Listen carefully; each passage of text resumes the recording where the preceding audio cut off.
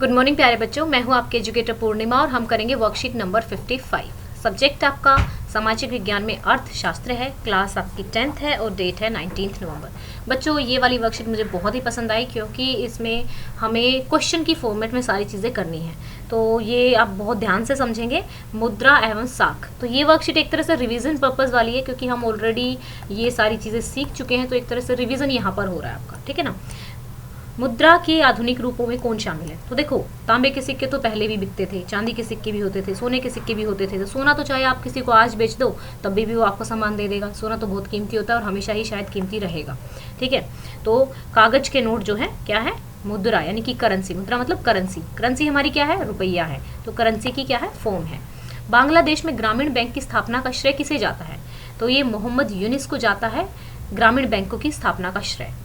जमा का बड़ा हिस्सा बैंक किस पर इस्तेमाल करते हैं? देखो बच्चा, हमारा बहुत पैसा होता है सेविंग बैंक में, हम डिपॉजिट करके रखते हैं। वैसे तो हम इतने अमीर नहीं है कि हमारे बैंक में बहुत ज़्यादा अमाउंट पड़ा रहे, लेकिन बहुत से लोग हैं जो काफ़ी अमीर होते हैं, तो बैंकों में उनका पैसा रहता है, डिपॉजिट रहता है। तो बैंक को क्या फ़ायदा होता है उस पैसे से? बैंक क्या करता है, मान लो हमें तो दे दिया 4%। हमें मान लो सेविंग अकाउंट पे इन्होंने 4% ब्याज दिया कि हमारा पैसा पड़ा है, लेकिन इस ही पैसे को, ठीक है, क्या करता है वो 12 या 13% पे लोन पे दे देता है। तो यहाँ पे देखो 4% दे रहा है, तो 8% का तो उसको खुद को ही फायदा हो रहा है ना। तो जो मोटा सा अमाउंट जाता है, ठीक है, बैंक किस लिए यूज़ करता है? मेनली लोन के रूप में इसको यूज़ किया जाता है। तो जो पैसा होता है वो सर्कुलेशन में चलता रहता है। तो नई शाखाएं खोलने के लिए नहीं, ऋण पर ब्याज का भुगतान करने के लिए, ऋण देने के लिए, मेनली ऋण देने के लिए इसका इस्तेमाल किया जाता है। रेखांकित, अच्छा बच्चों, रेखांकित शब्द को सही करके वाक्य को दोबारा लिखिए। देखो, जमींदार जो होता है, जिसकी जमीन होती है, और जो पर्सन वहाँ पे किसान जो है, अगर वहाँ पे उगा रहा है, तो वो क्या करेगा भाई? मान लो हमारे ही खेत हैं, ठीक है, तो हमारे खेत में से हमने चौथाई पे ज़मीन दे दी, लेकिन वो बेचारा इतना गरीब है कि वो कहेगा कि मेरे पास तो पैसे हैं नहीं, बीज लेके आने के लिए भी, खेत में आपके काम कर दूंगा मैं, जब मेरी पेमेंट आएगी आप उसमें से काट लेना। तो जो ये लोन लेगा वो हमसे जो पैसे लेगा, तो ये औपचारिक स्रोत है नहीं, ये अनौपचारिक है। औपचारिक कौन सा होगा? जो लीगल एक तरह से बैंक सिस्टम से लिया जाएगा, ठीक है। अनौपचारिक है, चाहे बनिए से उठा के लाता है, अपने किसी दोस्त से उठा के लेके आता है, ये सारे क्या अनौपचारिक स्रोत है। तो यहाँ पे अनौपचारिक आएगा, ना कि औपचारिक। तो चलिए देख लेते हैं, मैंने लिखा हुआ है क्या यहाँ पे? हाँ, ये रहा, जमींदार द्वारा दिया गया ऋण साख के अनौपचारिक स्रोत का उदाहरण है, ठीक है।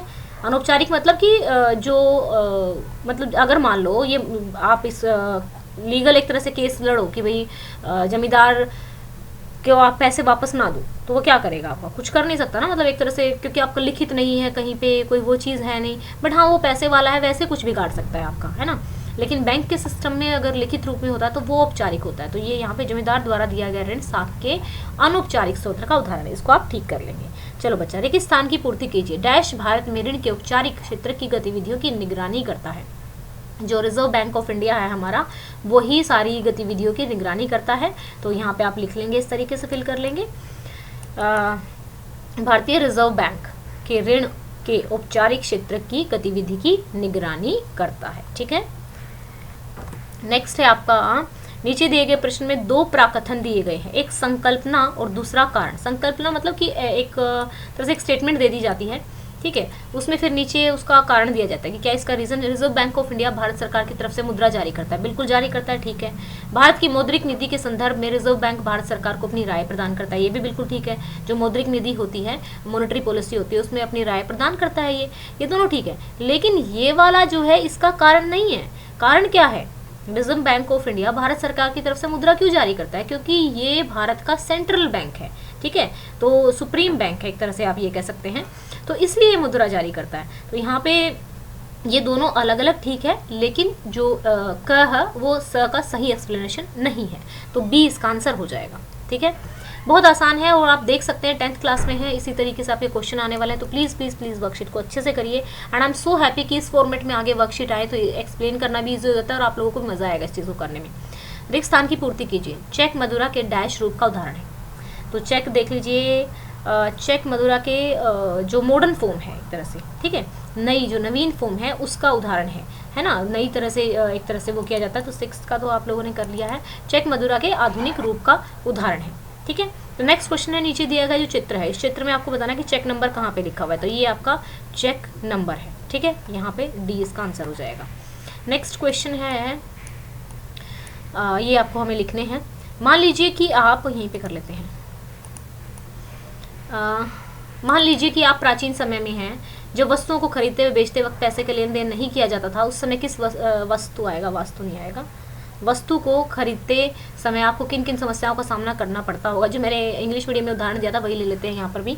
तो देखो फॉर एग्जाम्पल आप किसान हैं, हाँ ठीक है आप किसान हैं और मैं कुम्हार हूँ। वैसे मैं कुम्हार होती तो मुझे मतलब लाइक कुम्हार not in A caste wise, but अगर मिट्टी विट्टी के बर्तन मुझे बहुत अच्छा लगता है बनाना, लाइक क्ले से हम चीज़ें बनाते हैं तो बहुत मज़ा आता है। सो कुम्हार इज़ लाइक अच्छा प्रोफेशन मुझे लगता है, बट ठीक है इंडिया के लोग इतना ज़्यादा बहुत ज़्यादा वेस्टर्नाइजेशन में बिलीव करने लगे हैं। चलो भावनाओं में नहीं बहते हैं, बात करते हैं कि मैं समझाना चाह रही थी। अब ये किसान है, किसान के पास दाने हैं, ठीक है, ये बेचारा इससे चावल लेने के लिए जाता है या टमाटर लेने के लिए जाता है, जो भी कुछ ये खरीदना चाहता है। ये कहता है भाई मेरे पास तो मिट्टी के बर्तन है, मैं तो मिट्टी के बर्तन बना दूँ, तू मिट्टी के बर्तन ले ले और मेरे को चावल या टमाटर या दाने जो भी दे दे। तो किसान कहेगा भाई मेरे पास तो बतेरे हैं, मेरे को नहीं चाहिए, मेरे को तुम्हारे मिट्टी के बर्तन नहीं चाहिए, मुझे तो ना कुछ लोहे का सामान चाहिए, ठीक है। तो फिर ये कुम्हार जाएगा लोहे वाले के पास कि भाई तू मेरे मिट्टी के बर्तन ले ले और लोहे के तू मेरे को कुछ सामान दे दे ताकि मैं किसान को दे सकूं। तो ये कहेगा मेरे को भी नहीं चाहिए मिट्टी के बर्तन, मेरे पास भी बतेरे। तो एक तरह से इसके लिए प्रॉब्लम हो जाएगी, है ना, दोहरे संयोग की समस्या का सामना करना पड़ सकता है, ठीक है। तो ये एक तरह से बार्टर सिस्टम में, ठीक है, जो प्राचीन आपस में लेन देन होता था वस्तुओं का, ये काफ़ी प्रॉब्लम रहती होगी। और फिर देखो ये तो कहेगा कि तू तो मिट्टी के बर्तन 5-10 मिनट में बना लेता है, मैं तो सारा खेत में बहुत मेहनत करनी पड़ती है तब उगाता, तो मैं तो इतने सस्ते में नहीं दूंगा। तो दाम फिक्स करने में भी लोगों का भी प्रॉब्लम होती होगी, है ना। वैसे मैंने देखा इतनी प्रॉब्लम होती नहीं थी, मतलब मेरी मम्मी जो थी, जो होई का बर्त होता है, होई पे भी मम्मी क्या करती थी, दाने रखती थी, मतलब जो घड़ी वो होती है ना, एक दाने भर के रख देती थी और मैं और मेरा भाई वो दाने लेके फिर दुकान पे जाते थे, हमें टॉफ़ी वगैरह मिल जाती थी। खैर दानों की तो मिल ही जाती थी आवश्यकताओं के। मेरी मम्मी अभी भी पुराने ज़माने के अभी भी पैसे नहीं रखती, अभी भी होई पे दाने ही रखती हैं। आवश्यकताओं के दोहरे सहयोग की समस्या का सामना करना पड़ेगा, मूल्य के सर्वमान्य माप की समस्या का सामना करना पड़ेगा। जो वस्तुएं अविभाज्य होती हैं उनका मूल्य तय करने में समस्या आएगी, ठीक है, आई होगी या ठीक है ना, तो ये चीज़ें होंगी। अब भारतीय यह जानना चाहती है क्यों भारत के रुपए में किए गए भुगतान को कोई अस्वीकार नहीं करता। उत्तर दीजिए। भाई अगर मान लो मेरे को किसी चीज़ की पेमेंट करनी है, ठीक है, अगर मैं दानों के फॉर्मेट में देना चाहूँ या गेहूं की फॉर्मेट में देना चाहूँ तो मना कर सकता है कोई भी, लेकिन रुपए की फॉर्मेट में जब आप उसको दोगे वो मना नहीं कर सकता। क्यों? क्योंकि ये हमारी एक तरह से लीगल करेंसी है, क्योंकि सभी currency note reserve bank of India द्वारा भारत सरकार की तरफ से जारी किए जाते हैं। कानूनी रूप से हर व्यक्ति रुपये का भुगतान स्वीकार करने के लिए बाध्य है, इसलिए भारत में रुपये में किए गए भुगतान को कोई भी अस्वीकार नहीं कर सकता।